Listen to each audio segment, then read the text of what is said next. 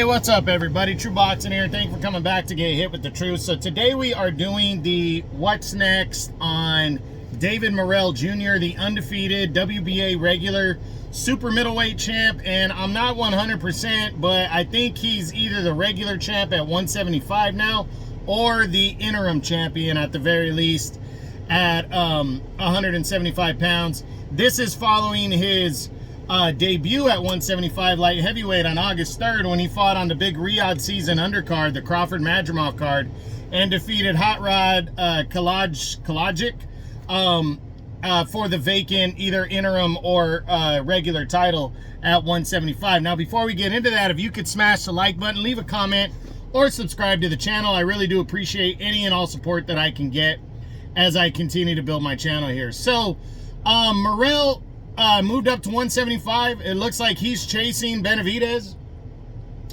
And, you know, he didn't look the way people thought he was going to look. You know, a lot of people thought he was going to blast out Hot Rod. And he definitely won the fight. I have no dispute about that one. He outworked Morrell for sure. I mean, he outworked Hot Rod for sure.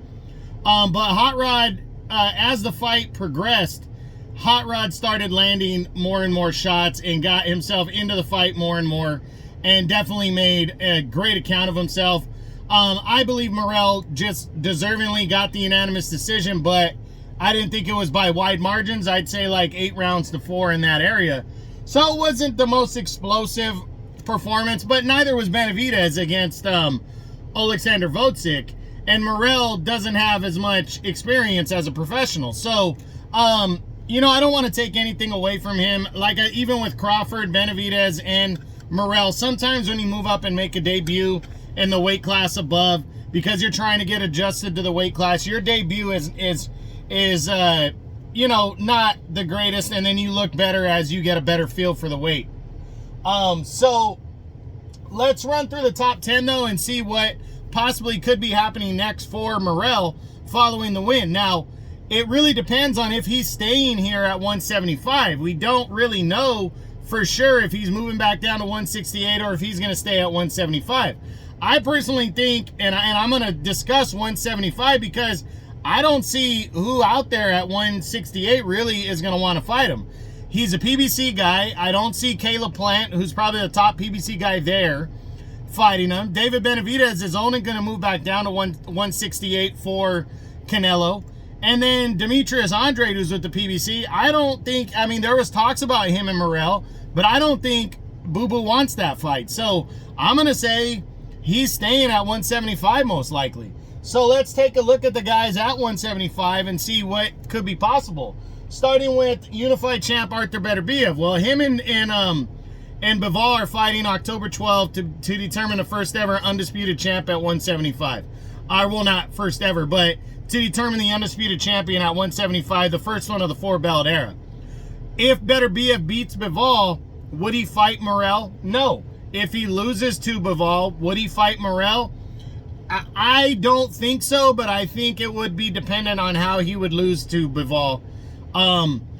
You know, Morrell is kind of a tall order, but Beterbiev is the kind of guy that would be fearless. So let's say he came up short against Bivol in a close decision, or he was in the fight and narrowly lost, even if like Bivol were to stop him, which I don't think would happen, but let's say it did happen, or it was an injury. I think Beterbiev would come back against somebody high-end, but I just don't think Morrell would be that guy. I do think there's an outside possibility, but I gotta say no to this one. Then, but the only chance he would have against Beterbiev is if Beterbiev lost. And again, you know, we don't know what's going to happen in that main event. It's a 50-50 type fight, but I'm going to say no for Beterbiev and Morrell.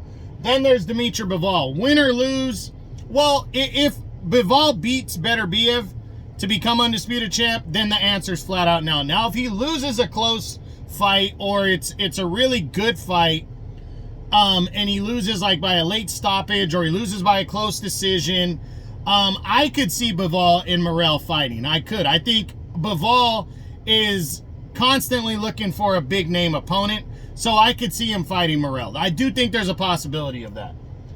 Then there's David Benavidez. Benavidez doesn't want to fight Morrell. He didn't want to fight him at 168. I doubt he's going to want to fight him at 175. But I do think there's an outside shot this happens now later on this year because Morrell didn't look his best against Hot Rod. So maybe Benavidez looking at him like, hey, he's exposed. It'd be a good one. Let's go get it.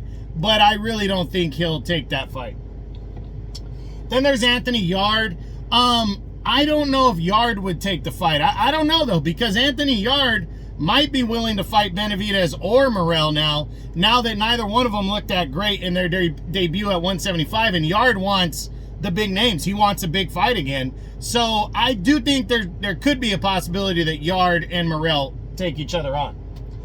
Then there's Alexander Vocic, and I think this is a good opportunity for Morrell to try to outshine Benavidez, but it's also a risky fight because Vocic is a tough opponent.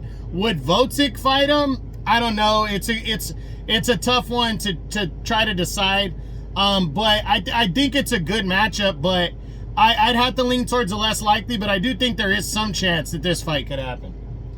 Then there's Joshua Buatsi. I don't see this one. Buatsi's fighting Willie Hutchinson. He's the odds-on favorite going into that fight in September. If he wins, I don't think he fights a guy like Morrell. If he were to lose, I don't think he would fight a guy like Morrell. So I don't see that one. Then there's Callum Smith. I doubt it. Smith really wants a big-name opponent or he wants a title fight. And I don't think he would take the risk against Morrell. But then again, you never know. Maybe he could on a big card to try to throw himself back in the mix. But Morrell's kind of a younger, hard-hitting type fighter. And I have to say, I don't think so on this one. Then there's Willie Hutchinson, the light heavyweight contender. If he were to lose a tough decision at the hands of what's his name? Jeez, I'm drawing a blank now. At the hands of Buatsi, maybe these two guys could lock horns. But if he beats Buatsi, then he's in line likely for a title. So I think he would just want to fight bigger names, not a guy with kind of a lesser name, and it would be a high-risk opponent like Morrell. So I don't see it. Then there's Michael Eifert. He's the IBF mandatory #1 challenger. I don't think he's going to risk that by fighting a guy like Morrell. Then there's Malik Zinad, who I still have ranked in the top 10. Even though he got stopped by Dimitri Bivol, he took the fight on 6 weeks' notice, and he defeated a guy. He defeated a guy on the rise. 6 weeks prior to the fight with Bivol. So maybe a guy like Zinad would say fuck it and take on a guy like Morrell on one of those big cards, the Riyadh season ones especially, since he was on the 5 versus 5 card against Bivol for the title.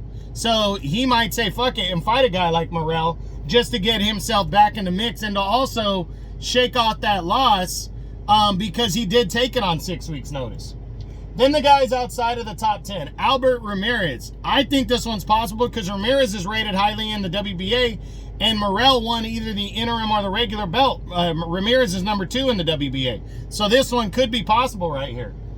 A rematch with Hot Rod, I don't see that one. Dan Aziz, that's a possibility. Aziz is the WBA's #5 contender. He's coming off of a loss to Joshua Buatsi a few months ago. So he might want to get back in the mix by taking on a guy highly rated like Morrell. Adam Dines, highly rated in WBO, former world title challenger. I don't see Dines coming back and fighting Morrell, but you never know. Ali Ismailov, they're not highly rated in the same governing bodies. Ismailov is ranked high in the WBO and the IBF. And then Connor Wallace. Connor Wallace is ranked #6 in the WBA right now. So I think there could be some possibility that this one is there. So for Morrell, there's a lot of options, especially with him fighting on the big Crawford-Madrimov card. They might be able to attract more